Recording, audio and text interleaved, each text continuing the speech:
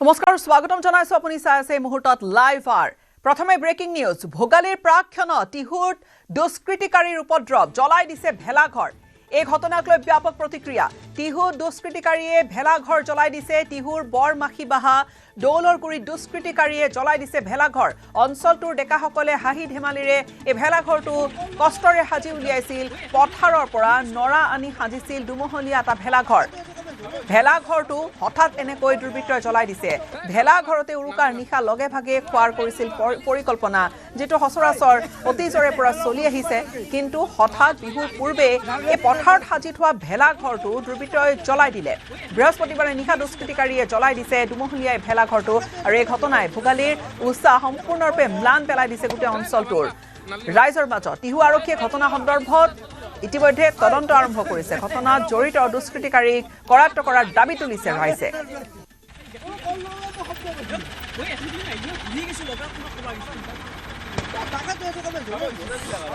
এটা দুমহলীয়া ভেলাঘৰ সাজিছিল গাঁৱৰ ডেকাসকলে পথাৰৰ নৰা কাটি কিন্তু পথাৰ থকা এই ভেলাঘৰটো বিহুৰ পূৰ্বে যত উৰুকাৰ নিশা একেলগে সকলোৱে মিলি এসাজ খায় বিহুৰ পূৰ্বে এনেকৈ নিশাৰ সুযোগ লৈ কোনো দুষ্কৃতিকাৰীয়ে জ্বলাই থৈ গৈছে আৰু এই যেটো ঘটনা গোটেই উৎসাহত ভোগালীৰ ম্লান পেলাইছে অঞ্চলবাসীৰ ভেলাঘৰতে উৰুকাৰ নিশা লগে ভাগে খোৱাৰ পৰিকল্পনা আছিল সকলোৰে কিন্তু তাৰ পূৰ্বে দুষ্কৃতিকাৰীৰ এই উপদ্ৰৱ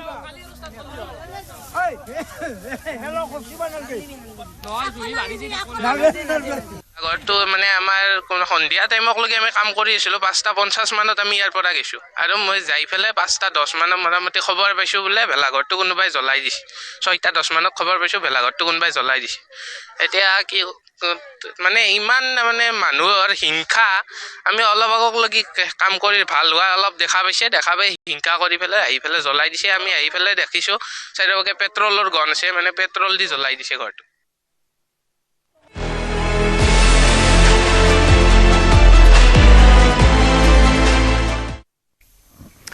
ডেৰ লাখ নিযুক্তি অতিক্ৰম কৰিবলৈ অগ্ৰসৰ হৈছে এতিয়া ৰাজ্য চৰকাৰ আজি 4,374 গৰাকী প্ৰাৰ্থীক দিয়া হ'ব নিযুক্তি পত্ৰ চতুৰ্থ বৰ্গৰ প্ৰাৰ্থীসকলক প্ৰদান কৰিব নিযুক্তি পত্ৰ জ্যোতি বিষ্ণু আন্তৰ্জাতিক কলা মন্দিৰত দিয়া হ'ব এই নিযুক্তি পত্ৰ মুখ্যমন্ত্ৰীৰ উপস্থিতিত দিনৰ 11 বজাৰ পৰা আছে অনুষ্ঠানটি শনিবাৰেও এডিআৰই উত্তীৰ্ণ প্ৰাৰ্থীসকলক দিব নিযুক্তি পত্ৰ 6,347 গৰাকী প্ৰাৰ্থীক শনিবাৰে দিয়া হ'ব নিযুক্তি তৃতীয় বৰ্গৰ প্ৰাৰ্থীসকলক শনিবাৰে নিযুক্তি পত্ৰ দিব অৰ্জুন ভোগেশ্বৰ বৰুৱা ক্ৰীড়া প্ৰকল্পত শনিবাৰে অনুষ্ঠান আয়োজন কৰা হৈছে আৰু সোমবাৰে 292 গৰাকী প্ৰাৰ্থীক দিয়া হ'ব নিযুক্তি গুৱাহাটী চিকিৎসা মহাবিদ্যালয় প্ৰেক্ষাগৃহত সোমবাৰে অনুষ্ঠান আছে তৃতীয় আৰু চতুৰ্থ বৰ্গৰ প্ৰাৰ্থী সোমবাৰে দিব নিযুক্তি পত্ৰ চৰকাৰৰ চলিত কাৰ্যকালত সৰ্বমুঠ নিযুক্তিৰ সংখ্যা হ'বগৈ 1,56,677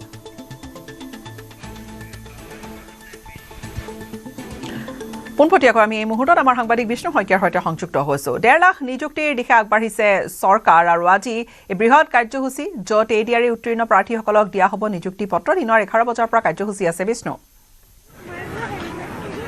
হয় গীতাশ্ৰী আচলতে এটা সুখবৰ মাঘ বিহুৰ পূৰ্বে আজি নিযুক্তি প্ৰদান কৰা হ'ব 3,374 গৰাকী এডিআৰইত উত্তীৰ্ণ প্ৰাৰ্থীক আৰু ইতিমধ্যে জ্যোতি বিষ্ণু প্ৰেক্ষাগৃহত আহি উপস্থিত হৈছে প্ৰাৰ্থীসকল বিভিন্ন স্থানৰ পৰা আহিছে যথেষ্ট ভিৰ হোৱা পৰিলক্ষিত হৈছে আৰু আজিৰ পৰা আচলতে ক'বলৈ গ'লে 12 তাৰিখলৈকে অৰ্থাৎ উৰুকাৰ পূৰ্বলৈকে কেইবা হাজাৰো নিযুক্তি প্ৰদান কৰিব অসম চৰকাৰে আৰু আজি দিনৰ 11 বজাত মুখ্যমন্ত্ৰীয়ে নিজে প্ৰদান কৰিব 3,374 গৰাকী এডিআৰইত উত্তীৰ্ণ বিভিন্ন বিভাগৰ প্ৰাৰ্থীক আৰু সেই উপলক্ষে এতিয়া আমি দেখা পাইছোঁ যে বিভিন্ন স্থানৰ পৰা প্ৰাৰ্থীসকল আহিছে পুৱাৰে পৰা আৰু লাহে লাহে জ্যোতি বিষ্ণু প্ৰেক্ষাগৃহত প্ৰৱেশ কৰিবলৈ আৰম্ভ কৰিছে আৰু আমাৰ পিছফালে দেখিছে যে এটা দীঘলীয়া লাইন লাগিছে গোটেই পুৱাৰে পৰা ভিৰ হৈছে মুখ্যমন্ত্ৰী কিছু সময়ৰ পিছতে যিহেতু আহিব 11 বজাত আৰু 12 তাৰিখলৈকে এই নিযুক্তি থাকিব যিহেতু উৰুকাৰ প্ৰাক মুহূৰ্তত প্ৰতিটো পৰিয়ালৰ মুখতে হাঁহি বিৰিঙি উঠিব আৰু ইতিমধ্যেই ৰাজ্য চৰকাৰে ঘোষণা কৰা যি 1 লাখ নিযুক্তি অতিক্ৰম কৰি প্ৰায় 1.5 লাখ হোৱাৰ উপক্ৰম হৈছে গতিকে 12 তাৰিখে হয়তো 1.5 লাখ নিযুক্তি প্ৰায় সম্পূৰ্ণ হ'ব যথেষ্ট সংখ্যক লোক আহিছে বিভিন্ন স্থানৰ পৰা আহিছে আমি দেখুৱাইছোঁ যে কেনেধৰণে তেওঁলোকে অপেক্ষা কৰিছে কিছু সময়ৰ পিছতে এই প্ৰাৰ্থীসকল ভিতৰত প্ৰৱেশ কৰিব লাগিব এজন অভিভাৱক আছে মই তেওঁৰ লগত কথা পাতিম আপোনাৰ কোনোবাই আজি চাকৰি পাব মোৰ ল'ৰা আছে কোনটো বৰ্গত উত্তীৰ্ণ হৈছে এইটত পাছ কৰিছে আচ্ছা ক্লাছ 8ৰ হাই ছেকেণ্ডেৰী পাছ কৰিছে তৃতীয় বৰ্গ নে চতুৰ্থ বৰ্গত পাছ চতুৰ্থ বৰ্গ ক'ৰ পৰা আহিছে আমি ইয়াৰ পৰা আহিছোঁ আহোম গাঁৱৰ পাইছোঁ আহোম গাঁও আহোম গাঁও আৰু এজন হয়তো প্ৰাৰ্থী চাগে নহয় জানো কোন বৰ্গত উত্তীৰ্ণ হৈছে মই 24 চনত তৃতীয় বৰ্গ নে চতুৰ্থ বৰ্গ চতুৰ্থ বৰ্গ ক'ৰ পৰা আহিছে ডিফু কাৰ্বি আংলং এনেদৰে প্ৰাৰ্থীসকল অহা যোৱা কৰি আছে আৰু সকলোৰে মুখত হাঁহি বিৰিঙি উঠিছে অভিভাৱকসকল আহিছে তেওঁলোক সকলো আৰু বিষ্ণু 4,374 গৰাকী এই যি চতুৰ্থ বৰ্গৰ প্ৰাৰ্থীক হয় কথা পাতক হয় কোন বৰ্গত উত্তীৰ্ণ হৈছে চতুৰ্থ বৰ্গ ঘৰ নলবাৰী কেনেকুৱা লাগিছে এটা পইচাও নিদিয়াকে আগতে যি অভিযোগ আছিলে বহুত বেছিয়ে ভাল লাগিছে ফাৰ্ষ্ট টাইম এক্সাম দিছিলোঁ হৈ গ'ল বহুত বেছি ভাল লাগিছে আৰু মুখ্যমন্ত্ৰীক ধন্যবাদ জনাইছোঁ তেওঁ যে একো মানে নোহোৱাকৈ ধুনীয়াকৈ দিলে জববোৰ সকলোকে আগতে এটা অভিযোগ আহিছিল যে পইচা নহ'লে চাকৰি নাপায় এতিয়াতো একদম ধুনীয়াকৈ হৈ গৈছে গোটেইখিনি প্ৰথমবাৰ উত্তীৰ্ণ হোৱা নাছিল পিছৰবাৰ হ'লে নাই প্ৰথম পৰীক্ষা প্ৰথম দিয়ে শুভেচ্ছা থাকিলে শুভেচ্ছা জনালো আৰু এনেধৰণে আচলতে এটকাও পইচা নিদিয়াকৈ যিসকলে চাকৰি লাভ কৰিছে আৰু বহু পৰিয়ালৰ মুখত আজি হাঁহি বিৰিঙি উঠিছে তেওঁলোকৰ অভিভাৱকসকল আহিছে বিভিন্ন স্থানৰ পৰা আৰু মাঘ বিহুৰ পূৰ্বে এটা ভাল খবৰ লৈ আহিছে তেওঁলোকৰ যিসকল প্ৰাৰ্থী আছে বা যিসকল কন্যা সন্তান আছে বা পুত্ৰ সন্তান এই ধৰণে নিযুক্তি পত্ৰ ল'বলৈ আজি ভিৰ কৰা পৰিলক্ষিত হৈছে গীতাশ্ৰী হয় বিষ্ণু আৰু এই ধৰণৰ বৃহৎ এটা অনুষ্ঠানৰ আয়োজন কৰা হৈছে বিশেষকৈ নতুন প্ৰেক্ষাগৃহটোত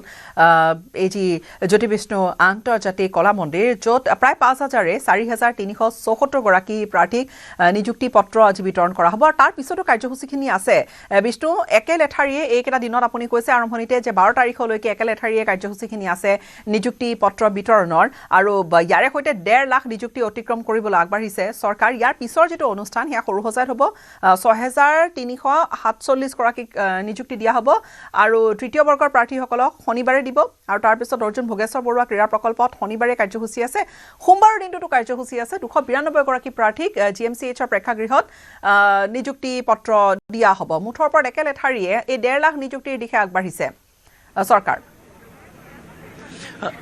নিশ্চয় চাওক গীতাশ্ৰী এটা সময় আছিল যে চাকৰিৰ বাবে আমি দেখি আহিছোঁ বা সকলোৱে দেখিছে যে চাকৰিৰ বাবে ধন লাগে বা চাকৰি বক্ৰ পথেৰে চাকৰি লৈছিল এনেকুৱা ধৰণৰ বিভিন্ন দুৰ্নীতি সংঘটিত হৈছিল চাকৰি এটা পোৱাৰ ক্ষেত্ৰত যথেষ্ট সংঘাত হৈছিল বা যথেষ্ট সংগ্ৰাম কৰিবলগীয়া হৈছিল কিন্তু এইবাৰ দেখা গৈছে যে মুখ্যমন্ত্ৰী হিমন্ত বিশ্ব শৰ্মা ডাঙৰীয়াই যি ধৰণে ঘোষণা কৰিছিল সেই ধৰণে সম্পূৰ্ণ নিকা আৰু স্বচ্ছ প্ৰক্ৰিয়াৰে তেওঁ বহু পৰিয়ালৰ মুখত হাঁহি বিৰিঙাবলৈ সক্ষম হৈছে আটাইতকৈ ডাঙৰ কথা গীতাশ্ৰী যে যিসকল শিক্ষাৰ্থী আছিল বা যিসকল প্ৰাৰ্থী আছিলে তেওঁলোকে কিন্তু নিজৰ মেধাৰ বলত চাকৰি লাভ কৰিবলৈ সক্ষম হৈছে আৰু কোনো ধৰণৰ উপঢৌকন বা কোনো ধৰণৰ উৎকোচ নিদিয়াকৈ ল'বলৈ সক্ষম হৈছে আৰু কেনেকুৱা ধৰণৰ দুৰ্নীতিৰ কথাখিনি আচলতে পূৰ্বৰে পৰা যিবোৰ অভিযোগ আছিলে পোনপটীয়াকৈ মেধাৰ ভিত্তিত তেওঁলোকে চাকৰি পাইছে কথা পাতক আমি দেখিছোঁ বিভিন্ন জনতাত আহি ভিৰ কৰিছেহি ইতিমধ্যে হয় বিভিন্ন স্থানৰ পৰা আহিছে মই দেখিছোঁ এয়া প্ৰাৰ্থী হ'ব চাগে নহয় বিভিন্ন স্থানৰ পৰা এনেধৰণে আহিছে মই কথা পাতিবলৈ চেষ্টা কৰিম অভিভাৱকসকলো ইয়াত আছে তেওঁলোকৰ ওচৰলৈ যাম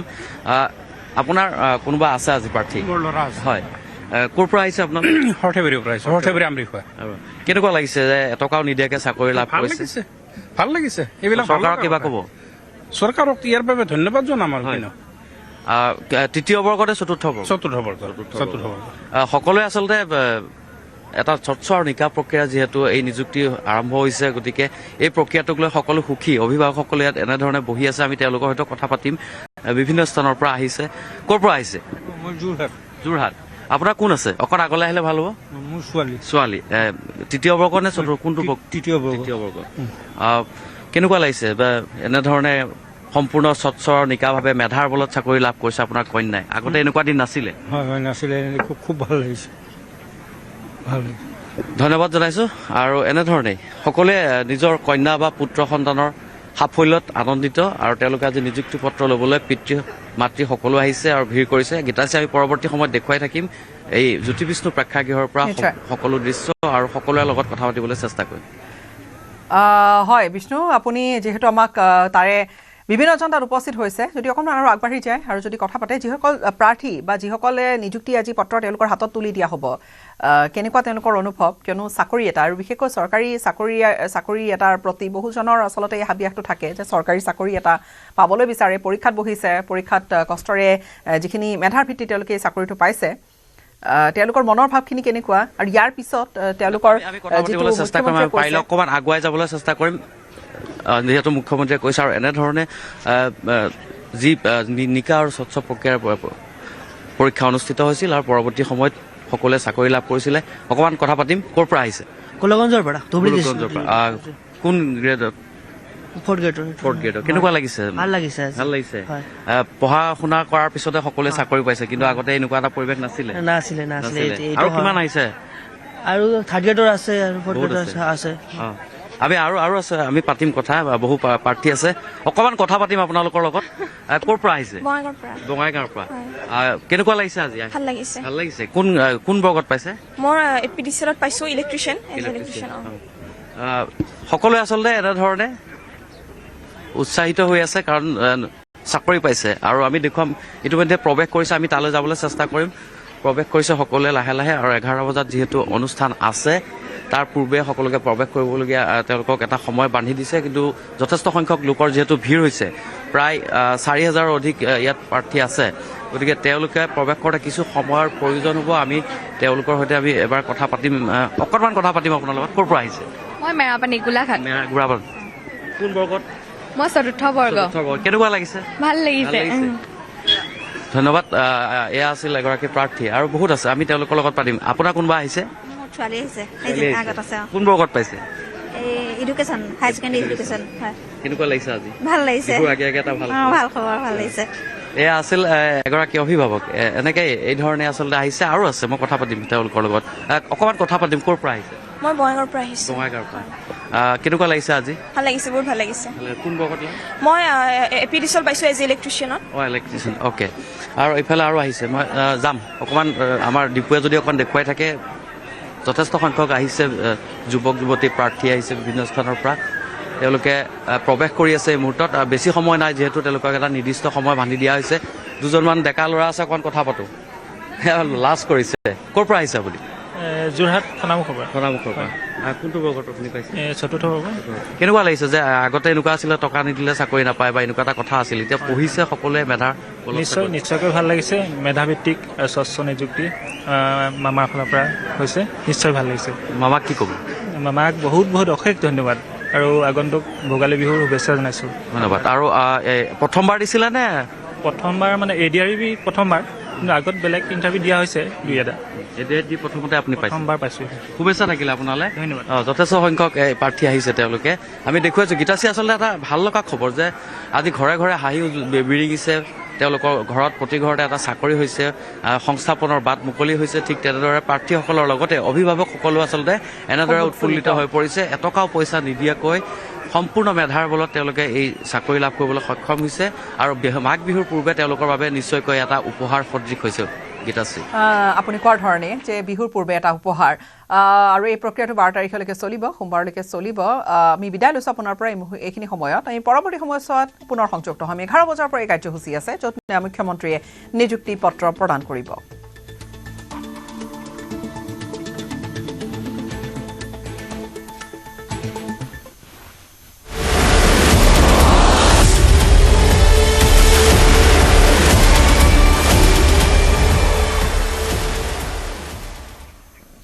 হাইলাকান্দিৰ বাঘমাৰাত ভয়ংকৰ অগ্নিকাণ্ড বিধ্বংসী জুইত জাহ গ'ল দুটাকৈ ঘৰ বিধ্বংসী অগ্নিকাণ্ডত আহত হৈছে এগৰাকী লোকো ঘটনাটো প্ৰত্যক্ষ কৰাৰ লগে লগে স্থানীয় লোকসকল ওলাই আহিছিল জুই নিয়ন্ত্ৰণৰ বাবে আৰু তাৰপিছত কেইবাখনো অগ্নি নিৰ্বাপক বাহিনীৰ গাড়ী বদৰপুৰ আৰু কাটিগড়াৰ অগ্নি নিৰ্বাপক বাহিনীয়ে আহি জুই নুমুৱায় জুইত জাহ গ'ল কিন্তু ইতিমধ্যে মাৰুন নেছা আৰু গোলাপ হুছেইনৰ ঘৰ বিধ্বংসী জুইত জাহ গৈছে কেইবা লাখ টকাৰ সা সম্পত্তি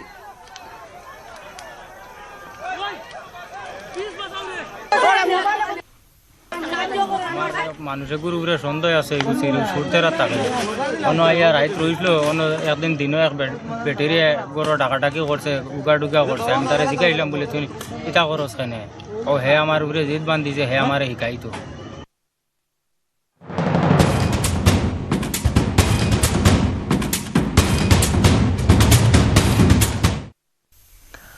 অখিল গগৈৰ ডেডলাইন আসন ভাগ বতৰাৰ ডেডলাইন দিছে অখিল গগৈয়ে 20টা সমষ্টি লাগে অখিল গগৈৰ ৰাইজৰ দলক 20টা সমষ্টিৰ এটা কম হলে ভংগ কৰি দিব মিত্ৰতা হুংকাৰ অখিল গগৈৰ বিৰোধীৰ আসন ভাগ বতৰাক লৈ জানুৱাৰী মাহটো অপেক্ষা কৰিব অৰ্থাৎ জানুৱাৰী মাহৰ এই ডেডলাইন অখিল গগৈয়ে দিছে আৰু জানুৱাৰীৰ ভিতৰৰ মিত্ৰতা নহ'লে অকলে নিৰ্বাচনত নামিব ৰাইজৰ দল সেইখিনি কথাও কৰি দিছে স্পষ্ট ৰাইজৰ দলৰ মুৰব্বীগৰাকীয়ে আৰু তেতিয়া ৰাইজৰ দলে 44খন আসনত প্ৰতিদ্বন্দ্বিতা কৰিব বুলি দিছে হুংকাৰ ৰাইজৰ দলৰ প্ৰতিনিধি সভাত লোৱা হ'ল এই সিদ্ধান্ত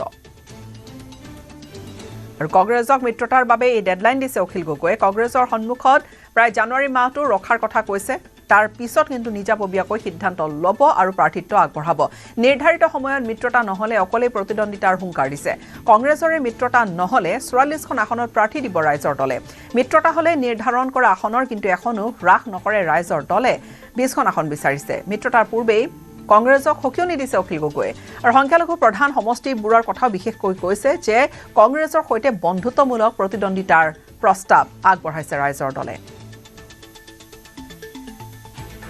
যে আমি এলায়েন্সটো যদি কমপ্লিট হৈ যায় আমি আশা কৰিছোঁ যে বিহুৰ আগে আগে ফাইনেল হৈ যাব এনে এলায়েন্সটো কৰিবলৈতো সিদ্ধান্ত হ'লেই কিন্তু এলায়েন্সটো কংক্ৰিটাইজ হ'ব যেতিয়া হ'লে আসনবিলাকৰ ভাগ বিতৰণ হৈ যাব তো যদি ভাগ বিতৰণ সময়মতে হৈ যায় আৰু আমাৰ মিনিমাম সংখ্যা এটা ধৰি দিছে মোক আজিৰ সভাই যে ইমানখন পালে এলায়েন্স আপুনি কৰিব পাৰিব আৰু ইমানখন যদি নাপায় তেতিয়াহ'লে আপুনি এলায়েন্স কৰিব নালাগে এইবুলি মোক এটা মিনিমাম সংখ্যা ধৰি দিছে গতিকে সেই সংখ্যাটো আমি আলোচনাৰ মঞ্চত উত্থাপন কৰিম আৰু যদি সেই সংখ্যাটোৰ ভিতৰত আমাৰ বুজাবুজি হৈ যায় তেতিয়াহ'লে আমি সেই সংখ্যাটোতকৈ এখনো আসনত বেছিকৈ আমি নেখেলোঁ এখনো আসনত আমি বেছিকৈ নেখেলোঁ দ্বিতীয়তে আমাৰ পৰা এটা প্ৰস্তাৱ আহিছে যে যদিহে কংগ্ৰেছ দলে আমাক একেবাৰে কম আসন দিবলৈ বিচাৰে যে একেবাৰে কম আসনত খেলাব খোজে তেতিয়াহ'লে আমাৰ পৰা এটা সিদ্ধান্ত আহিছে যে আমাৰ পিনৰ পৰা এটা প্ৰস্তাৱ আহিছে সেইটো প্ৰস্তাৱ আমি বিবেচনা কৰি আছোঁ এতিয়া যে যদিহে একেবাৰে কম আসন দিব খোজে তেতিয়াহ'লে এটা প্ৰস্তাৱ আহিব যে যিবিলাক আসনত বিজেপি জিকাৰ কোনো সম্ভাৱনা নাই সংখ্যালঘুৰ আসনসমূহ সেই সংখ্যালঘুৰ আসনসমূহত আমি তেতিয়াহ'লে বন্ধুত্বপূৰ্ণ নিৰ্বাচন খেলিম আৰু বাকী সংখ্যাগুৰুৰ যিখিনি আসন সেই আসনখিনিত আমি আসন ভাগ বিতৰণ কৰিম যে ইমানখন আসনতকৈ আৰু তুমি কমালে হ'লে আমি কেতিয়াও মানি নলওঁ এইবুলি দলে মোক এটা লক্ষ্মণ ৰেখা টানি দিছে আৰু সেই লক্ষ্মণ ৰেখাটোৰ তলত যদি আহে তেতিয়াহ'লে মই এলায়েন্স কৰিব নোৱাৰোঁ পিছে কংগ্ৰেছৰ মন্তব্য কি অখিল গগৈৰ সৈতে মিত্ৰতাত যেন গুৰুত্ব নাই গৌৰৱ গগৈৰ আমিও মিত্ৰতা বিচাৰোঁ বুলি ক'লে কিন্তু অখিল গগৈয়ে কোন ধৰণে ক'লে ৰাইজে ভাল নাপায় বুলি মন্তব্য গৌৰৱ গগৈৰ এইটো তেওঁৰ কথা তেওঁ সোধক আমাৰ কথা হ'ল যে আমাৰ অসমৰ জনসাধাৰণে বিচাৰে আমালোকৰ মাজত মিত্ৰতা আৰু অসমৰ জনসাধাৰণে খুব মানে আমাৰ সকলৰ কথা আৰু আমালোকৰ ব্যৱহাৰৰ ওপৰত নজৰ ৰাখিছে তো মোক কি ক'ব লাগে ৰাইজক সোধক ৰাইজে বিচাৰে যে আমালোকৰ মাজত মিত্ৰতা হোৱাটো ভাল আৰু সেইকাৰণে ৰাইজে আমাৰ প্ৰত্যেকগৰাকীৰ ওপৰত নজৰ দিছে তো ময়ো নিজৰ কথা কওঁতে খুব সাৱধানে হৈ মই নিজৰ কথাবোৰ কওঁ যে যাৰ ফলত ৰাইজক যে আমি পিছত গৈ যে আমি জবাব দিব পাৰোঁ উত্তৰ দিব পাৰোঁ যে কিয়নো আমি এনেদৰে স্থিতি ল'লোঁ ইফালে ৰাইজৰ দলৰ সভাপতি অখিল গগৈৰ বিৰুদ্ধে উঠিছে ধন দাবীৰ গুৰুতৰ অভিযোগ এগৰাকী মন্ত্ৰীৰ পৰা 20 কোটি টকা বিচাৰিছিল হেনো অখিল গগৈয়ে কংগ্ৰেছৰ পৰা 20 কোটি টকা বিচৰাৰ উঠিছে অভিযোগ ৰাইজৰ দল ত্যাগ কৰা এজন নেতাই এই বিস্ফোৰক অভিযোগ আনিছে দলটোৰ এজন সদস্যক ফোনত কৈছিল অখিলে ধন বিচৰাৰ কথা নেতাজনৰ ফোন কল ভাইৰেল হৈছে সামাজিক মাধ্যমত বিধায়ক অখিল গগৈক স্থিতি স্পষ্ট কৰিবলৈ প্ৰত্যাহ্বান মন্ত্ৰী প্ৰশান্ত ফুকনৰ হেল্ল' এইটো কি শুনিলো কথাটো এইটো ভাল নকৰিলা নেকি তুমি কথাটো মানে কি কবা আৰু এতিয়া উপায় নাপায় মই মানে এইবিলাক ডিচিশ্যন ল'বলগীয়া হৈছে বুজিছানে এতিয়া নহয় চোৱা এতিয়া সময়টো ঠিক হোৱা নাই নহয় এতিয়া তুমি যোনটো কাম কৰিলা এইটো তোমাৰ এতিয়া না তোমাৰ কংগ্ৰেছে বিশ্বাসত ল'ব না বিজেপিয়ে বিশ্বাসত ল'ব বিশ্বাসত লোৱা নোলোৱাটো পিছৰ কথা তুমি কথাবিলাক বুজাই নাই মানে কি কি ঘটনা ঘটি আছে ভিতৰ চৰাত মানে তুমি শুনিলে অবাক হৈ যাবা মানে কথাবিলাক। নহয় নহয় আমিতো বাৰু চোৱা এতিয়া আমি ইমান দিনৰ পৰা তুমি দলৰ হৈ কাম কৰিলা ইমান দিন হ'ল আজি বহুত আগৰ পৰা তুমি লাগি আছাতো। গম পাইছো। এতিয়া হঠাৎ এইবিলাক লোৱাটো মানে কিমান দূৰ মানে তোমাৰ কালি তোমাৰ মই ৰেজিগনেশ্যনখন দিয়াৰ কাৰণটোৱে মানে সেইদিনাখন এই আমাৰ মন্ত্ৰী লগত কথা পাতিছে। মই সেইদিনাখন তাৰ অখিলদাৰ লগতে আছো। ঘপককে মানে মানুহটো সলনি হৈ গৈ 20 এটা বিচাৰি দিলে নহয়। মানে কি মন্ত্ৰীৰ লগতো কথা পাতিবও পাৰে ধৰা কিহৰ বীজ বিচাৰিলে মানে? আৰে 20 কোটি টকা বিচাৰি দিছে। কি কবা মানে মই আচৰিত হৈ গৈছো। বোলে 20 কোটি টকা কেলে বিচাৰি দিলে মানুহটোৱে তাকো বিজেপিৰ পৰা। মই তাৰপিছত মানে আগতেও শুনিছিলো কথা কিছুমান এই তোমাৰ কংগ্ৰেছৰ পৰাও 20 কোটি টকা বিচাৰিছে বোলে। আচ্ছা এইবোৰ ফেক্সুৱেল নেকি? কথাবোৰ ফেক্সুৱেল মানে তুমি এই অখিলদাৰ লগত থাকে যে এই ল'ৰাটো সিয়ে মোক এদিন মানে কথাই ওলালে কথাটো যে এনেকে কংগ্ৰেছৰ পৰা। মইতো বিশ্বাস কৰা নাছিলো। মই বিশ্বাস কৰা নাই। সেইদিনাখন ধৰা আগতে ধৰা পৰিলে নহয় মানুহটো। মোক মাতিলে। মই বোলে ব'ল ভাই বোলে চাহ একাপ খাই আহো। মই বোলা ভাই মোলা মই গুচি গলো। গুচি গৈ দেখিছো বোলে হেৰি মন্ত্ৰী কোনোবা মানুহ এটা আহিছে আৰু সি তাৰ লগত কথা পাতিছে এইবিলাক কাজিৰঙা এইবিলাক কিবা কিবি এইফালে কাৰ্বি আংলঙৰ চাইডৰ মাটিটো যোৱা মাটিবিলাক। সেইবিলাক বাৰু সাধাৰণ কথা বাৰু। কিবা এটা কৰিছে তেওঁলোকৰ নিজৰ কথা। MLA হয় এইবোৰ কিবা কিবি কৰিবও পাৰে মাটি লেনদেন। তথাপিও আৰু মানে এটা পাৰ্টি তোৰ নিজৰ পাৰ্টি এটা আছে, তই এলায়েন্সত আছ কাৰোবাৰ লগত আৰু পইচা ডিমাণ্ড কৰিছ কাৰোবাৰ পৰা। এইবিলাক দুতলীয়া চৰিত্ৰ কেলে মানে এনেকুৱা খং উঠিছে নহয়। মানে কংগ্ৰেছৰ কথাটো মই বিশ্বাস কৰা নাছিলো, কিন্তু কালি মই হঠাৎ প্ৰমাণ পাই গলো। এইবিলাক কথাটো আমিও গম নাপাওঁ ধৰ যিহেতু বেয়া কথা হৈছে বাৰু। মানে আচৰিত। এতিয়া এই কাজিৰঙা কিবা কৰিছ পইচাটো মাটি বোলে তই ক্লিয়াৰ কৰিছ বোলে কিবা ম্যাদী পাট্টা লৈছ সেইবিলাক ল'ব পাৰি। সেইবিলাকতো আমি চবেই কৰে মন্ত্ৰীজন। কিন্তু এতিয়া তই কংগ্ৰেছৰ পৰাও পইচা বিচাৰিছ বিজেপিৰ পৰাও পইচা বিচাৰিছ এইবোৰ কেনেকে ভাবে? আচৰিত ধৰণৰ কথা। এইটোতো বেয়া হৈছে বাৰু হয় বাৰু কথাটো দেই। মাথা চাথা নষ্ট হৈ গৈছে। মানে মই সেই যোনদিনাখন কথাটো গম পালো কথাটো যেতিয়া মই সেইখিনিত আছো মই ভাবিছো মোৰ লগত থকা ল'ৰাকেইটাই বাৰু কেনেকৈ ইমান কষ্ট কৰিছে ৰাইজৰ লগত। মই কিমান কষ্ট কৰিছো তোকতো দেখিছোৱে আগৰ পৰা। আমি তই লাগি আছ দলটোৰ হৈ বহুতখিনি কৰিলি। মানে কি কবি এতিয়া সেই যোনটো যোনদিনাখনৰ পৰা আমি কৰি আছো সেই বাহিৰলৈ ওলাই যাব নোৱাৰো।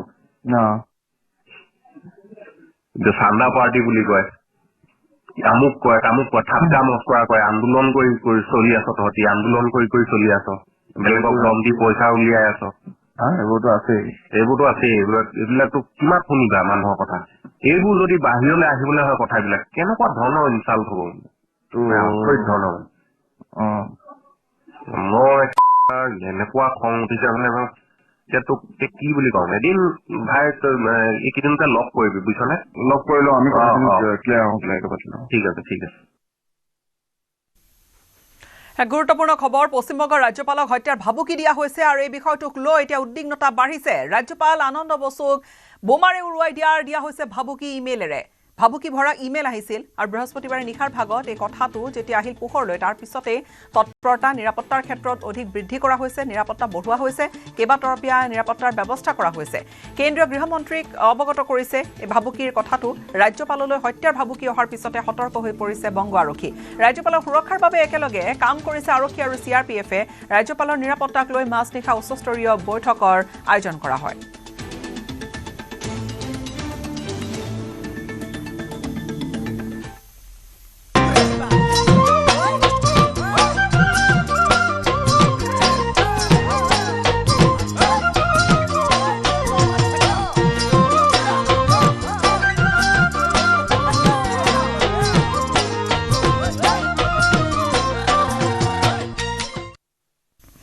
উৰুকালৈ মাজত মাথো 3টা দিন আছে ৰাজ্যজুৰি ভোগালীক আদৰাৰ এয়া ব্যাপক প্ৰস্তুতি গাঁৱৰ ডেকা বুঢ়া জীয়াৰী বোৱাৰী আয়তী সকলোৰে গাত যেন তত নাই কোনোৱে যদি ভেলাঘৰ সাজিছে কোনো ব্যস্ত আকৌ খেৰ নৰা কটাত আকৌ কোনো ব্যস্ত হৈ পৰিছে খৰি ফলা বা মেজি সজাত জীয়াৰী বোৱাৰী সকলো তেওঁলোকে বনাইছে লাৰু পিঠা খুন্দিছে সান্দহ চিৰা গোটাইছে দৈ ক্ৰীম ভোগালী বিহুৰ উৰুকাৰ নিশা লগে ভাগে এসাঁজ খাবলৈ সাজু এতিয়া অসমীয়া গোটাইছে তেলাল হাঁহ বিচাৰিছে বিলৰ ডাঙৰ ডাঙৰ মাছ আনিছে বাৰীত উৎপাদিত শাক পাচলি উৰুকাৰ বাবে প্ৰতিগৰাকী অসমীয়াৰ সীমাহীন ব্যস্ততা আৰু হেঁপাহ পিছে জুবিন গাৰ্গবিহীন এইটো হৈছে প্ৰথমটো ভোগালী জুবিন অবিহনে বিষণ্ণ মনেৰে ভোগালীৰ পৰম্পৰা ৰক্ষাৰ চেষ্টা কৰিছে ঠায়ে ঠায়ে কিন্তু জুবিন গাৰ্গক স্মৰণ কৰা হৈছে জুবিন গাৰ্গৰ স্মৃতিতেই সাজিছে বিভিন্ন আৰ্হিৰ ভেলাঘৰ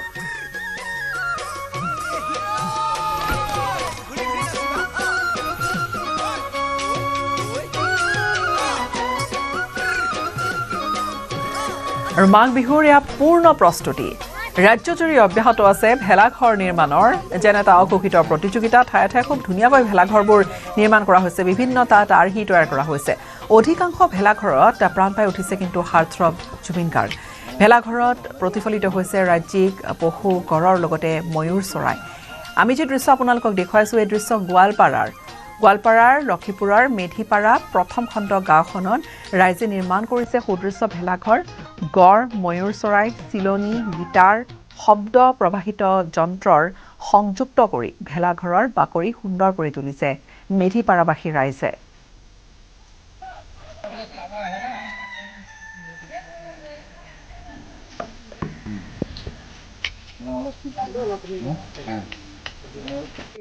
মেধিপাৰা হাজংপাৰা বুলি কয় জগদবা মৰাণ পথাৰ আমি ইয়াত উৎসৱ পাতিছোঁ মানে ল'ৰা ছোৱালীৰ কাৰণে গাঁৱৰ কাৰণে মানে এসাঁজ ভাত খাম আশাত আৰু পাতিছোঁ উৰুকাৰ নিশাত আৰু এইবিলাক বস্তু ময়াৰ পাখি এটা বনালোঁ তাৰপিছত গড় বনালোঁ আপোনাৰ আৰু এটা জুবিনদাৰ মানে গীটাৰ বনালোঁ আৰু মাইক্ৰফোন বনালোঁ চিলনী এখন বনালোঁ ভেলাঘৰ মানে হ'ল আৰু কিবা এটা আশা আছিল বনোৱাৰ কাৰণে যদি আমাৰ ল'ৰা ছোৱালীবিলাক যদি মানে সহায় কৰে সহযোগিতা সহায় যদি কৰে তেনেহ'লে আৰু এটা মানে কি বনাব মানে ইচ্ছা আছে আমাৰ জেব্ৰা আৰু নুমলীগড়ৰ দৃশ্য দেখুৱাম ভোগৰ উৎসৱ ভোগালীক লৈ ব্যাপক আয়োজন কুঁহিয়াৰৰ পৰা গুড় প্ৰস্তুত কৰাত ব্যস্ত হৈছে কৃষক নুমলীগড়ৰ কাষৰীয়া আলামীৰ লাকলঙীয়া এই অঞ্চলটো তাত কুঁহিয়াৰ খেতি কৰে কুঁহিয়াৰ কৃষকসকলৰ এইখিনি সমস্যাত আহৰি নাই অঞ্চলটো গুড়ৰ বাবে আছে এটা বিশেষ অঞ্চলটোৰ চিনাকি যাৰ বাবে মাঘ বিহুৰ প্ৰাক্ষণত এতিয়া ৰ'বলৈ আহৰি নাই লোকসকলৰ দিনে নিশাই বিহুৰ সময়ত দুপইচা অৰ্জন কৰিবলৈ পুৰুষ মহিলা সকলো ব্যস্ত হৈ পৰিছে কোনোৱে যদি কুঁহিয়াৰ পেৰাত ব্যস্ত আন কোনোৱে আকৌ ফেলাইত কুঁহিয়াৰৰ ৰস উঠাই জুইত দিয়াত ব্যস্ত মুঠৰ ওপৰত ব্যস্ততা চাৰিপিনে প্ৰতি কেজি গুড়ৰ বজাৰ মূল্য 50ৰ পৰা 60 টকা নিৰ্ধাৰণ কৰিছে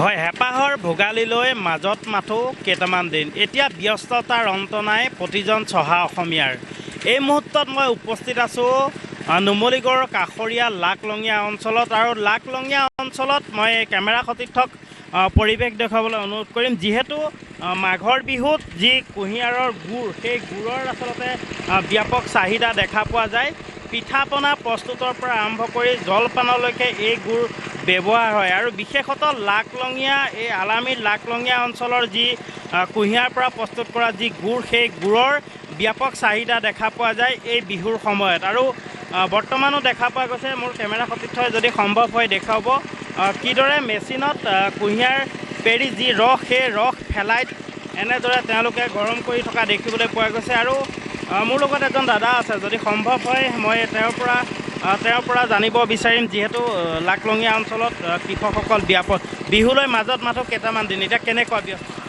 হয় নমস্কাৰ আমাৰ আলামী লাকলঙীয়া গাঁৱৰ পূৰ্বতেতো কুঁহিয়াৰ খেতি যথেষ্ট আছিলে কিন্তু বৰ্তমান সময়ত অলপ কমিছে যদিও হাতীৰ উপদ্ৰৱৰ বাবে কিন্তু তথাপিও আমি হেঁপাহৰ ভোগালীলৈ আমাৰ যিখিনি কুঁহিয়াৰ আছে তাকে আমি গুড় প্ৰস্তুত কৰি বজাৰ দখলৰ বাবে আমি ব্যাপকভাৱে প্ৰস্তুতি চলাইছোঁ।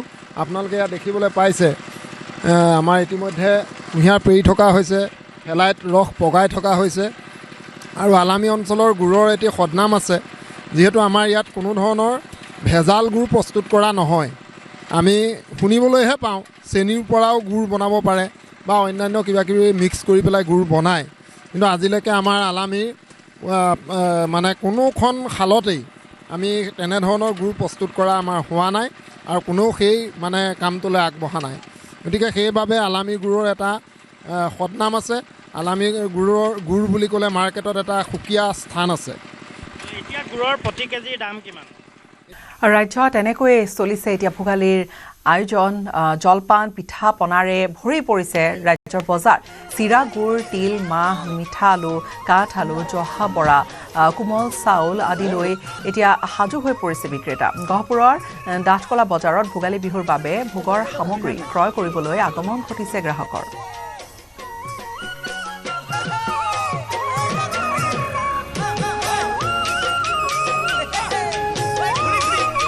ভোগালীৰ বজাৰত এতিয়া ভোগালীৰ সামগ্ৰীয়ে উভয় নদী হৈ পৰিছে। মই গহপুৰৰ ডাঠকলাত উপস্থিত আছোঁ, মোৰ সহযোগীয়ে দেখাব। আৰু ইয়াত যি ভোগালীৰ বজাৰ বহিছে আৰু ইয়াত বিভিন্ন বিহুৰ যি ভোগালী বিহুৰ সামগ্ৰী মিঠা আলু হওক, গুড়, তিল, চিৰা, মুড়ি, মাটিমাহ বিভিন্ন আচলতে ভোগালীৰ সামগ্ৰীয়ে ভৰি পৰা দেখা গৈছে আৰু গ্ৰাহকসকলেও ভিৰ কৰা দেখা গৈছে। এয়া হৈছে মিঠা আলু আৰু এনেদৰে মিঠা আলু দৰদাম কৰি আছে গ্ৰাহকে। দাদা আপুনি কি কিনিব লাগিছে? মিঠা আলু দাম বিহু আহিছে চবক লাগে এতিয়া। কিমান ল'ব? 1 কেজি ল'বলৈ খুজিছো, কিন্তু দামে পতা নাই, দাম বেছি। মই অকণ আপোনাৰ ওচৰলৈ আহিছোঁ, বিহু বজাৰ কৰিব আহিলোঁ। হয় হয়, গুড় ল'লোঁ, তিল, গৰিয়া আলু, তাৰপৰা অন্যান্যকৈ লৈ আছোঁ চিৰা। দাম মোটামুটি ঠিকেই আছে। বিহু কেনেদৰে ভোগালী বিহু কেনেদৰে পালন কৰে? ভোগালী বিহুটো আৰু ভোগৰ বতৰ নহয় জানো, গতিকে ভোগ কৰিবই লাগিব।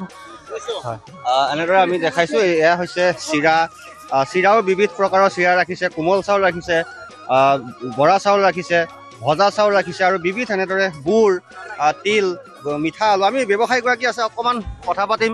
আপোনাৰ ওচৰলৈ আহিছোঁ। বস্তুবিলাকৰ দাম কেনেকৈ? তিল, চিৰা? আপোনাৰ তিল আছে 200 টকা, নতুন তিল, আৰু আপোনাৰ গুড় আছে 80 টকা, ভাগে ভাগে আছে 70 টকা আছে, 80 টকা আছে, চিৰা 50, 60 ভাগে ভাগে। কোমল চাউল আছে, মাটি দালি আছে নতুন 100 টকা কেজি, আৰু মিঠা আলু, গৰি আলু? মিঠাই আলু আপোনাৰ 40 টকা, ডাঙৰবিলাক 80 টকা। বিহু যিহেতু বিহু বজাৰ, গ্ৰাহকৰ সমাগম ঠিকে আছে, ভাল ভাল। আৰু হেঁপাহৰ ভোগালী বিহুৰ উৰুকালৈ আৰু মাত্ৰ 3টা দিন বাকী থকা অৱস্থাত শিৱসাগৰ এয়া পাণ বেচা চলা পথাৰৰ ৰাইজো সাজু হৈছে বিহুটিকা ধৰিবলৈ। পথাৰতে ভেলাঘৰ সাজিছে, মেজি সাজিছে, ব্যস্ত হৈ পৰিছে ডেকাসকল। জাক জমকতাৰ পৰিৱৰ্তে পুৰণি কালৰ আৰ্হিতে যেনেকৈ নিৰ্মাণ কৰি অহা হৈছে অতীজৰে পৰা ভেলাঘৰ, ঠিক তেনেকৈ তেওঁলোকে ভেলাঘৰ সাজিছে। উৰুকাৰ নিশা চৌলা পথাৰৰ ৰাইজে একেলগে লগে ভাগে হাঁহে মাহে এসাঁজ খাবলৈ সাজু হৈছে।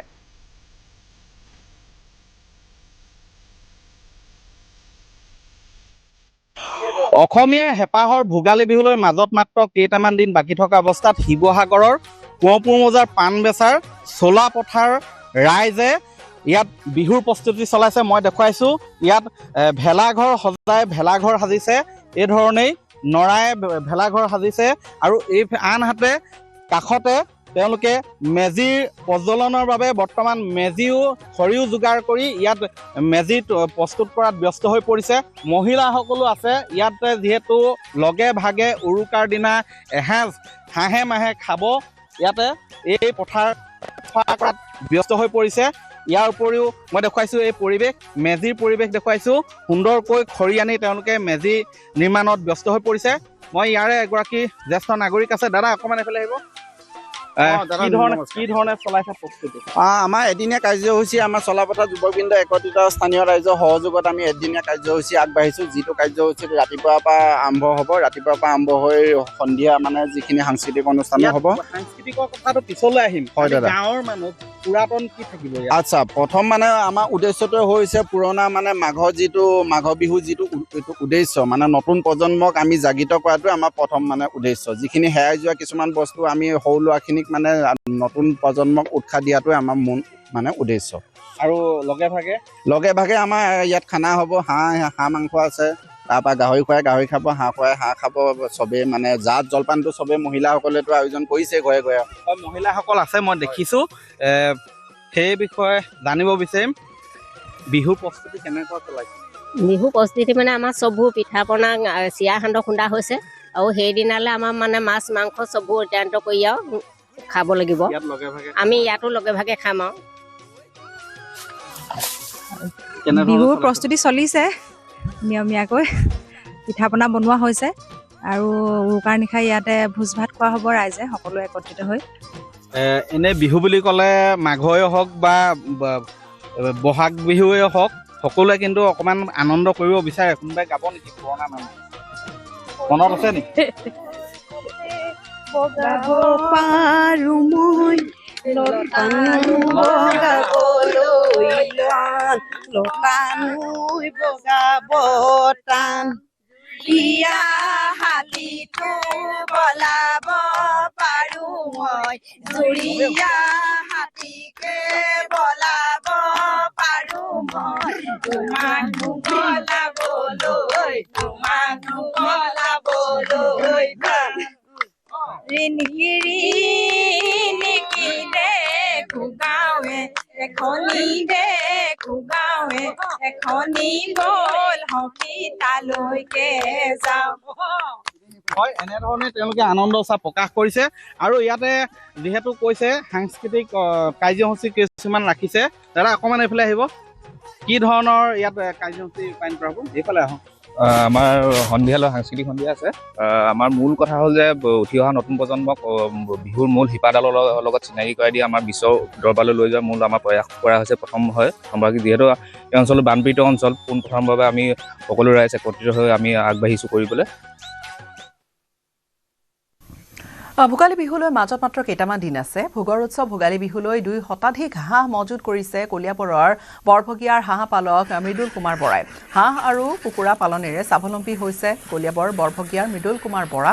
260টা হাঁহ আৰু 100ৰো অধিক স্থানীয় জাতৰ কুকুৰা পালন কৰি আৰু আন 10জনৰ বাবে তেওঁ অনুকৰণীয় আদৰ্শৰ উৎস হৈ পৰিছে। পশুপালন বিভাগ অথবা আন চৰকাৰী বিভাগৰ সহায় সহযোগিতা অবিহনে মৃদুলে গঢ়ি তুলিছে হাঁহ কুকুৰাৰ এই ফাৰ্মখন। ভৱিষ্যতে কলং নৈত অধিক ব্যৱসায়িক ভিত্তিত হাঁহ কুকুৰা পালনৰ আশাও মনত পুহি ৰাখিছে তেওঁ।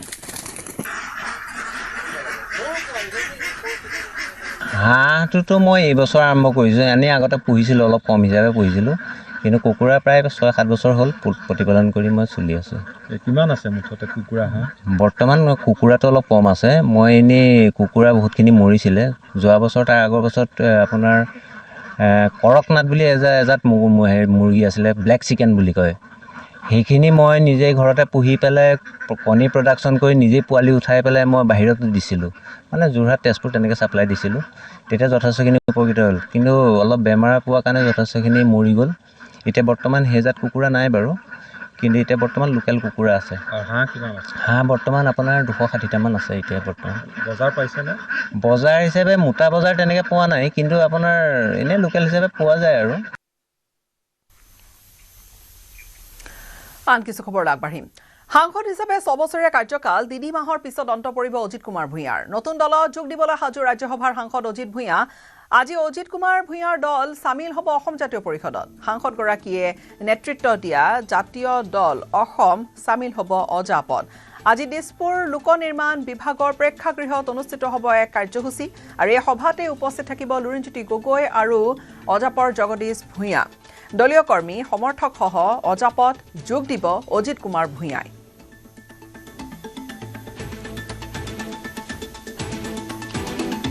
সাংসদ হিচাপে 6 বছৰীয়া কাৰ্যকাল প্ৰায় শেষ হ'বৰ হৈছে। 3 মাহত অন্ত পৰিব অজিত কুমাৰ ভূঞাৰ সময় বা কাৰ্যকাল, কিন্তু নতুন দলত যোগ দিবলৈ সাজু হৈছে এতিয়া ৰাজ্যসভাৰ সাংসদগৰাকী। অজিত কুমাৰ ভূঞাৰ যি দল সেয়া চামিল হ'ব এতিয়া অসম জাতীয় পৰিষদত। অজাপৰ নেতৃত্বৰ উপস্থিতিত আজি যোগ দিব গুৱাহাটী মহানগৰীত এই যোগদান কাৰ্যসূচী। সাংসদগৰাকীয়ে নেতৃত্ব দিয়া জাতীয় দল অসম চামিল হ'ব অজাপত। আৰু আজি দিছপুৰৰ লোক নিৰ্মাণ বিভাগৰ প্ৰেক্ষাগৃহত অনুষ্ঠিত হ'ব সভাত উপস্থিত থাকিব লুৰিণজ্যোতি গগৈ আৰু জগদীশ ভূঞা আৰু দলীয় কৰ্মী সমৰ্থকসহ অজাপত যোগ দিব আজি অজিত কুমাৰ ভূঞা।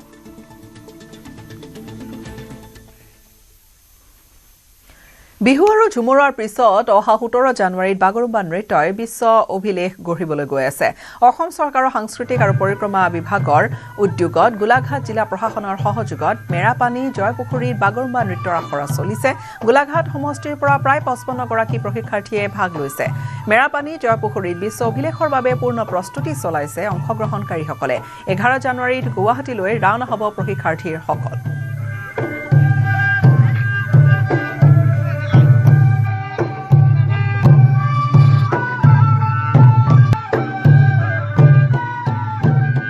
এই প্ৰশিক্ষণটো আমি বহুদিনীয়া কাৰ্যসূচী ক'ব লাগিব, কিয়নো আমাৰ 6 মাহমান লাগিছে।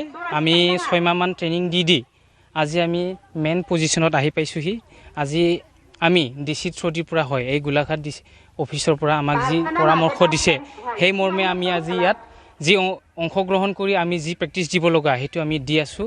আৰু আমি আশা কৰিছোঁ আমি 17 তাৰিখে ইয়াৰ পৰা আমি গোলাঘাটৰ পৰা আমি 11 তাৰিখে ওলাই যাম ইয়াৰ পৰা। তাত আমাৰ 5 দিনীয়া আৰু প্ৰশিক্ষণ হ'ব তালৈ। তাত আমি 17 তাৰিখে মেইন আমাৰ প্ৰগ্ৰামটো হ'ব। তাত আমাৰ ভাৰতৰ আমাৰ প্ৰধানমন্ত্ৰী আমাৰ নৰেন্দ্ৰ মোদী ছাৰ তেখেতৰ আমি সন্মুখত আমি প্ৰদৰ্শন দেখাব পাৰিম। বিহু আৰু ঝুমুৰাৰ পিছত এইবাৰ বড়োসকলৰ বাগৰুম্বা নৃত্যই বিশ্ব অভিলেখ গঢ়িব। আৰু ঢেকীয়াজুলিতো একেধৰণে এতিয়া বাগৰুম্বাৰ আখৰা পূৰ্ণ গতিত চলিছে। 17 জানুৱাৰীত সৰুসজাই ষ্টেডিয়ামত প্ৰধানমন্ত্ৰী নৰেন্দ্ৰ মোদীৰ উপস্থিতিত 11,000 বড়ো যুৱক যুৱতীয়ে বাগৰুম্বা নৃত্য কৰি বিশ্ববাসীৰ সন্মুখত চমক সৃষ্টি কৰিব। ইয়াৰ বাবে সমষ্টিয়ে চলিছে এতিয়া আখৰা। ঢেকীয়াজুলি হাইস্কুল খেলপথাৰত ঢেকীয়াজুলি আৰু বৰচলা সমষ্টিক সামৰি চলিছে এই আখৰা।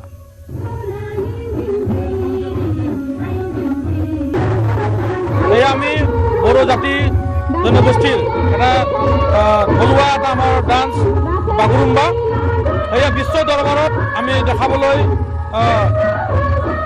মানে পাব গৈ আছোঁ অসম চৰকাৰৰ সহযোগত। আমি অত্যন্ত সুখী। সময়খিনিতে তাচমু বাণিজ্যিক বিৰতিৰ এইটো মাইথান ষ্টিল নহয়, ওচৰ চুবুৰীয়াসকলে লগাইছে। ষ্ট্ৰং মানে মাইথান ষ্টিল।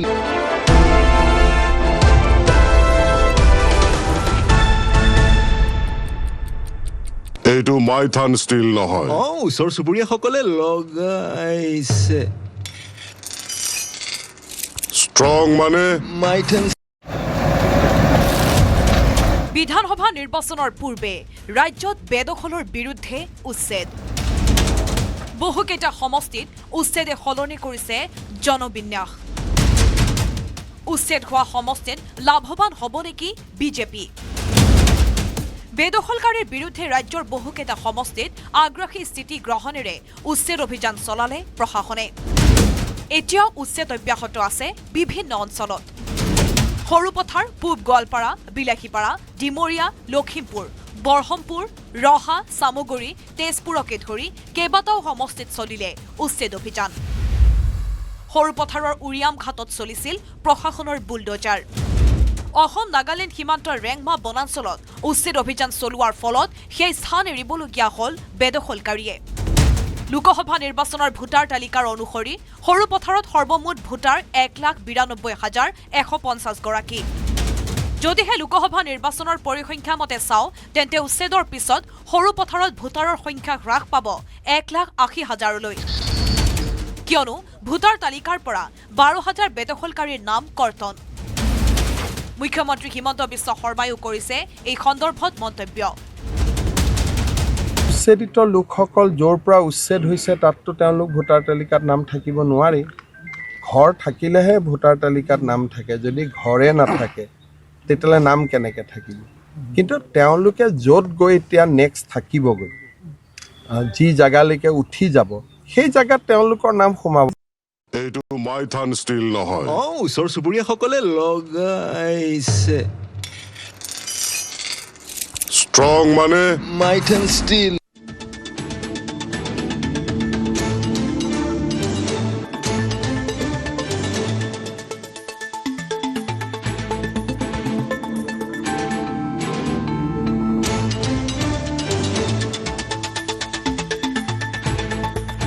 এইটো এইটো মাইথান ষ্টীল নহয় ওচৰ চুবুৰীয়াসকলে লগাইছে ষ্ট্ৰং মানে মাইথান ষ্টীল বিধানসভা নিৰ্বাচনৰ পূৰ্বে ৰাজ্যত বেদখলৰ বিৰুদ্ধে উচ্ছেদ বহুকেইটা সমষ্টিত উচ্ছেদে সলনি কৰিছে জনবিন্যাস উচ্ছেদ হোৱা সমষ্টিত লাভৱান হ'ব নেকি বিজেপি বেদখলকাৰীৰ বিৰুদ্ধে ৰাজ্যৰ বহুকেইটা সমষ্টিত আগ্ৰাসী স্থিতি গ্ৰহণেৰে উচ্ছেদ অভিযান চলালে প্ৰশাসনে এতিয়াও উচ্ছেদ অব্যাহত আছে বিভিন্ন অঞ্চলত সৰুপথাৰ পূব গোৱালপাৰা বিলাসীপাৰা ডিমৰীয়া লখিমপুৰ বৰহমপুৰ ৰহা চামুগুৰি তেজপুৰকে ধৰি কেইবাটাও সমষ্টিত চলিলে উচ্ছেদ অভিযান সৰুপথাৰৰ উৰিয়াম ঘাটত চলিছিল প্ৰশাসনৰ বুলডোজাৰ অসম নাগালেণ্ড সীমান্তৰ ৰেংমা বনাঞ্চলত উচ্ছেদ অভিযান চলোৱাৰ ফলত সেই স্থান এৰিবলগীয়া হ'ল বেদখলকাৰীয়ে লোকসভা নিৰ্বাচনৰ ভোটাৰ তালিকাৰ অনুসৰি সৰুপথাৰত সৰ্বমুঠ ভোটাৰ 1,92,150 গৰাকী যদিহে লোকসভা নিৰ্বাচনৰ পৰিসংখ্যা মতে চাওঁ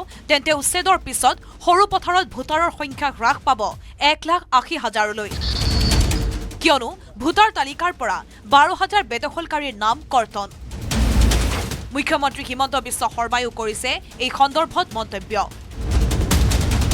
উচ্ছেদিত লোকসকল য'ৰ পৰা উচ্ছেদ হৈছে তাততো তেওঁলোক ভোটাৰ তালিকাত নাম থাকিব নোৱাৰে ঘৰ থাকিলেহে ভোটাৰ তালিকাত নাম থাকে যদি ঘৰে নাথাকে তেতিয়াহ'লে নাম কেনেকৈ থাকিব কিন্তু তেওঁলোকে য'ত গৈ এতিয়া নেক্সট থাকিবগৈ যি জেগালৈকে উঠি যাব সেই জেগাত তেওঁলোকৰ নাম সোমাব পাৰে কিন্তু যি জেগাৰ পৰা উচ্ছেদ হ'ল তাতে যিহেতু তেওঁলোকৰ ঘৰে নাই লাইটো নাই ঘৰো নাই পানীও নাই তেওঁ ৰাতি নাথাকেও গতিকে তেওঁৰ নাম সেই জেগাত সোমাব নোৱাৰে যেনেকৈ উৰিয়াম ঘাটত এতিয়া 11,000 মানুহৰ নাম নোহোৱা হৈ গ'ল গোৱালপাৰা পূব সমষ্টিটো ব্যাপক হাৰত বনভূমিত চলিল উচ্ছেদ অভিযান গোৱালপাৰা পূব সমষ্টিত হাছিলা বিলত 800 পৰিয়ালক উচ্ছেদ দহিকতা বনাঞ্চলত 550টা পৰিয়ালক উচ্ছেদ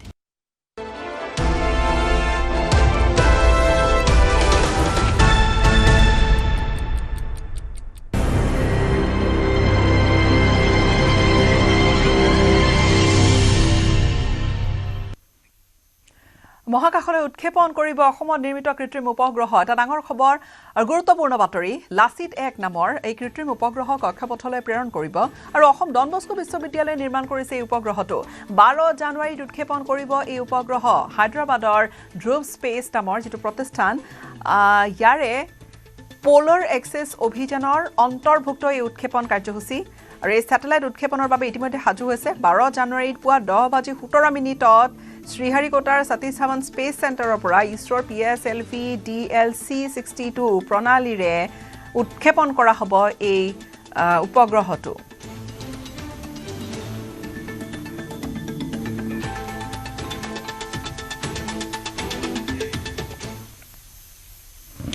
শিৱসাগৰৰ ঐতিহাসিক স্থানত ভূমাফিয়াৰ হেনচকু পৰিছে অবৈধ ভূমি খননৰ ফলত আহোম ৰাজত্বকালৰ স্মৃতি জড়িত জেৰেঙা পথাৰ ক্ৰমাৎ ধ্বংসৰ কৰা হত এতিয়া জেৰেঙা পথাৰ উপৰিও পানবেচাৰ গেজিং ভূমি লগতে দিখৰ মেটেকা ঘা বগিডোল পাছালি আদিত ভূমাফিয়া চক্ৰ অব্যাহত ৰাখিছে অবৈধ ভূমি খনন ভূমাফিয়াৰ দপদপনিত ঐতিহাসিক জেৰেঙা পথাৰ পৰিণত হৈছে এতিয়া বিশাল পুখুৰীলৈ আৰু এই ভূমাফিয়া চক্ৰক নিয়ন্ত্ৰণ কৰিবলৈ সক্ষম হোৱা নাই কিন্তু বন বা ৰাজহ চক্ৰ বিভাগৰ লোকসকল আৰু সংশ্লিষ্ট কৰ্তৃপক্ষৰ বিৰুদ্ধে অধিক কঠোৰ হ'বলৈ আহ্বান কৰিছে সচেতন মহলে এই ধৰণে নিয়ন্ত্ৰণ কৰিবলৈ সক্ষম নোহোৱা বন আৰু ৰাজহ চক্ৰ বিভাগৰ বিৰুদ্ধে তীব্ৰ ক্ষোভ উজাৰিছে টাই আহোম ছাত্ৰ সন্থাই বন বিভাগ ৰাজহ চক্ৰ বিভাগ এইবিলাকৰ সঠিকভাৱে সঠিক সময়ত পদক্ষেপ নোলোৱাৰ বাবেই ভূমাফিয়াৰ দপদপনি চলিছে শিৱসাগৰৰ ভিন্ন প্ৰান্তত শিৱসাগৰৰ ঐতিহাসিক জেৰেঙা পথাৰ বিশেষকৈ খান্দি ভূমাফিয়া চক্ৰই তহিলং কৰিছে ইয়াত দেখিছে এই জেৰেঙা পথাৰ বৰ্তমান পথাৰ হৈ থকা নাই ইয়াত বৃহৎ আকাৰ পুখুৰীলৈ ৰূপান্তৰিত হৈছে আৰু ইয়াৰ মূলতে হ'ল অবৈধভাৱে এই ভূমি খনন কৰি ৰমৰমীয়া বেহা চলাই আছে যাৰ ফলত এই ঐতিহাসিক জেৰেঙা পথাৰ বৰ্তমান নিশেষ হোৱাৰ প্ৰায় উপক্ৰম হৈছে এই জেৰেঙা পথাৰো বৰ্তমান জেৰেঙা পথাৰ হৈ থকা নাই পুখুৰী হ'লগে আমাৰ কাষত বৰ্তমান আছে সদৌ টাই আহোম ছাত্ৰ সন্থাৰ কেন্দ্ৰীয় সভাপতি বসন্ত গগৈ কি ক'ব ঐতিহ্যৰ ওপৰত আঘাত। এইটো জাতিটোৰ কাৰণে দুৰ্ভাগ্যজনক কথা আৰু এইটো এটা সমগ্ৰ জাতিটো এটা লাজ পাবলগীয়া কথা। আৰু শিৱসাগৰ ঐতিহাসিক জেৰেঙা পথাৰত অবাধ গতি খনন চলি আছে DFৰ অফিচৰ জ্ঞাতহাৰে আৰু আমগুৰি SDC অফিচৰ জ্ঞাতহাৰে আৰু শিৱসাগৰ DC অফিচৰ বহু বিষয়াৰ জ্ঞাতহাৰে ইয়াত অবৈধ খনন চলি আছে। এইটো এটা আমাৰ কাৰণে সেইকাৰণে অতিকে দুৰ্ভাগ্যজনক ঘটনা। আমি স্পষ্ট বাৰ্তা দিব বিচাৰিছোঁ, যদি ঐতিহাসিক জেৰেঙা পথাৰখন সংৰক্ষণৰ ব্যৱস্থা গ্ৰহণ নকৰে, শিৱসাগৰ উপায়ুক্ত মহোদয়ে যদি এই ক্ষেত্ৰত বিহিত ব্যৱস্থা গ্ৰহণ নকৰে, DFOই যদি বিহিত ব্যৱস্থা গ্ৰহণ নকৰে, আমগুৰি ৰাজচক্ৰ বিষয়াই যদি এই ক্ষেত্ৰত বিহিত ব্যৱস্থা গ্ৰহণ নকৰে, তেতিয়া টাই-আহোম ছাত্ৰ সন্থাই ইয়াক সংৰক্ষণৰ সভাবদ্ধতা নিজাববীয়া ব্যৱস্থা গ্ৰহণ কৰিব। আৰু চৰকাৰৰ দৃষ্টি আকৰ্ষণ কৰিব বিচাৰিছোঁ যাতে এই অকল দুৰ্নীতিগ্ৰস্ত বিষয়াক যাতে তেখেতলোকে নাকি লগায়। ৰঙিয়াত উৰণ সেতু নিৰ্মাণৰ নামত মৰণ ফাণ্ড পাতিছে নিৰ্মাণকাৰী প্ৰতিষ্ঠানে। উৰণ সেতু নিৰ্মাণ প্ৰতিষ্ঠানৰ গাফিলতিৰ বাবে পথৰ মাজত থকা নলাৰ স্লেব ভাঙি সোমাল ইউৰিয়া ভৰ্তি ট্ৰাক এখন। উৰণ সেতুখনৰ নিৰ্মাণস্থলীতেই নাছিল কোনো ধৰণৰ সাংকেতিক চিন বা তথা পথ নিৰ্দেশনা, যাৰ ফলতে চলন্ত অৱস্থাতে স্লেব ভাঙি পৰিল আৰু নলাত সোমালগৈ এই ট্ৰাকখনৰ পিছৰ চকা। আৰু এই ভয়ংকৰ ঘটনাত সৌভাগ্যক্ৰমেহে ৰক্ষা পৰিছে ট্ৰাকৰ চালকগৰাকী। ৰঙিয়াৰ NT ৰোডৰ GKK পেট্ৰল পাম্পৰ সন্মুখতে ঘটা এইটো ঘটনা ডাঙৰ অঘটন। ৰেলৱে উৰণ সেতুৰ নিৰ্মাণ কাৰ্য লেহেমীয়া হোৱাৰ লগতে বিপদজনকভাৱে নিৰ্মাণ কাৰ্য চলোৱাৰ অভিযোগ স্থানীয় লোকৰ।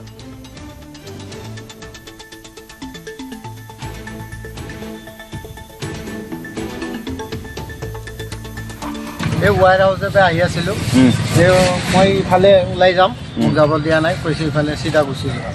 আহোঁতে মই ইফালে সোমাই দিলোঁ, ইফালে অহা ৰাস্তাহে, এইটো যোৱা ৰাস্তা। মই যোৱা ৰাস্তাত মোৰ ঠিকে আছে, ঘপকৈ ড্ৰেইনটো ভাঙি তলত সোমাই গ'ল। কি বস্তু আছে না? এইটো সাৰ, ইউৰিয়া সাৰ, ৱায়াৰ হাউচৰ পৰা আহিছে। ক'ত যাব এইটো? এইটো খাৰুপেটীয়া যাব। ৰাস্তাটো বেয়া মানে কি, সৰু গাড়ীখন যাব নোৱাৰে, ডাঙৰ গাড়ী আৰু ক'ত যাব।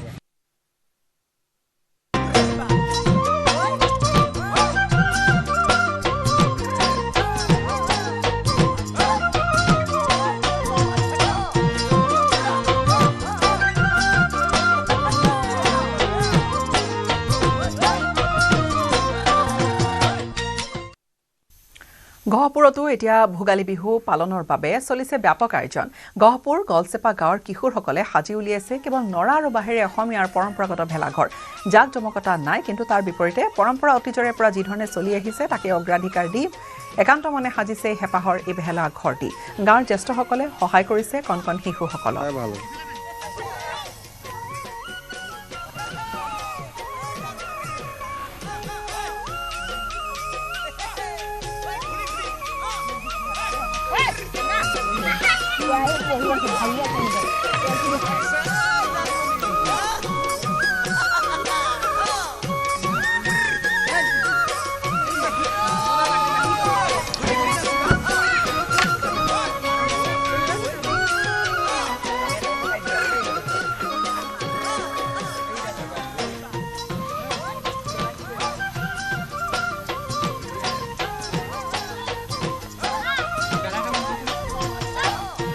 আৰু কলিয়াবৰৰ ওপৰ চটিয়াল গাঁৱৰ মহিলাসকলৰো এতিয়া ভীষণ ব্যস্ততা। ভোগালী বিহুৰ বাবে কলিয়াবৰৰ ওপৰ চটিয়াল গাঁৱৰ মহিলাসকলে মিলি জুলি ঢেঁকীত পিঠাগুৰি খুন্দিছে। জুইশালত খোলা পিঠা, বৰপিঠা, নাৰিকলৰ লাড়ু, টেকেলি পিঠা, চুঙা পিঠা আদি প্ৰস্তুত কৰাৰ লগতে খুন্দিছে সান্দহ গুড়ি, চিৰা। নিজৰ ঘৰৰ লগতে বজাৰৰ বিক্ৰীৰ বাবেও বিহুৰ সামগ্ৰী প্ৰস্তুত কৰিছে মহিলাসকলে।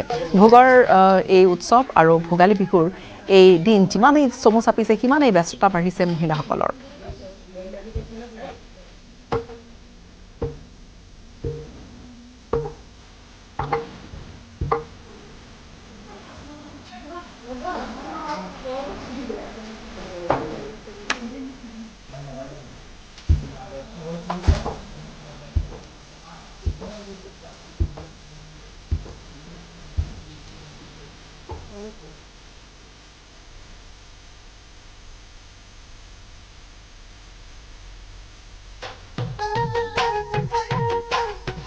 হেঁপাহৰ ভোগালী বিহুলৈ মাজত মাথো কেইটামান দিন, আৰু এই সময়ছোৱাত দেখা গৈছে গাঁৱে ভূঞে মহিলাসকল মহিলাসকলৰ ব্যস্ততা বাঢ়িছে আৰু এই মুহূৰ্তত মই আছোঁ কলিয়াবৰৰ ওপৰ চতিয়াল গাঁৱত আৰু দেখুৱাম এনেদৰে গাঁৱৰ মহিলাসকল গাঁৱৰে এঘৰত এনেদৰে একগোট হৈ তেওঁলোকে বিহুৰ বাবে পিঠা পনা প্ৰস্তুত কৰাত ব্যস্ত হৈছে। এই মুহূৰ্তত আমি দেখুৱাইছোঁ যে কেনেদৰে হেঁপাহৰ ভোগালীৰ বাবে তেওঁলোকে ব্যস্ত হৈছে আৰু এয়া ওপৰ চতিয়াল গাঁৱৰ দৃশ্য আমি দেখুৱাইছোঁ। ভোগালী বিহুক আদৰিবলৈ এনেদৰে তেওঁলোক সাজু হৈছে, যিহেতু মাজত কেইটামান দিন এনেদৰে তেওঁলোকে ঢেঁকীত পিঠাগুড়ি খুন্দি লগতে ইয়াতে তেওঁলোকে পিঠা পনা প্ৰস্তুত কৰি আছে। আমি সেই দৃশ্য দেখুৱাইছোঁ। এয়া ওপৰ চতিয়াল গাঁৱৰ দৃশ্য। আমি কিছু ভিতৰলৈ সোমাই যাওঁ, আমি তেওঁলোকৰ পৰা আচলতে জানিব চেষ্টা কৰিম। এইবাৰ বিহু যিহেতু চমু চাপিলেই, প্ৰস্তুতি ভালকৈ কৰিছোঁ। এতিয়া বৰ্তমান আমি তিলপিঠা বনাই আছোঁ। তিলপিঠাৰ পিছত অন্যখিনি বনাম আৰু কি পিঠা বনাব এইবাৰ তিলপিঠা, ঘিলা পিঠা আৰু বৰপিঠা হৈয়ে আছে। তাৰপিছত নাৰিকলৰ লাড়ু বনাম, তিলৰ লাড়ু, পকা মিঠৈ এনেকৈ বনাম আৰু কিবা কিবি।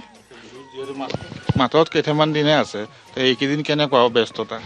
ব্যস্ততা পূৰা আৰু আমাৰ বিক্ৰীও চলি থাকে, গতিকে আমি বিক্ৰীৰ কাৰণেও প্ৰস্তুত কৰিছোঁ। এয়া পিঠাগুড়ি, ভজা চাউল আৰু সান্দহ গুড়া, কিছু অৰ্ডাৰো আছে, তালৈ প্ৰস্তুত কৰি। ৰাজ্যত ডাম্পাৰৰ দৌৰাত্ম্য অব্যাহত আছে। শিৱসাগৰৰ বগীদল পাঁচ আলিত পুৱা এখন ডাম্পাৰে মহতিয়াত হৈ গ'ল এগৰাকী চাইকেল আৰোহীত, আৰু য'ত দুৰ্ঘটনাত থিতাতে চাইকেল আৰোহীগৰাকীৰ মৃত্যু ঘটিছে। জমিৰত উদ্দিন আহমেদ নামৰ চাইকেল আৰোহীজনৰ মৃত্যু ঘটিছে। দুৰ্ঘটনা সংঘটিত কৰা ডাম্পাৰখনৰ নম্বৰ হৈছে AS06BC 1226। ইয়াৰ সৈতে সময় হ'ল বিদায় লোৱাৰ। নমস্কাৰ। এইটো মাইথান ষ্টীল নহয়। ওচৰ চুবুৰীয়াসকলে লগাইছে। ষ্ট্ৰং মানে মাইথান ষ্টীল।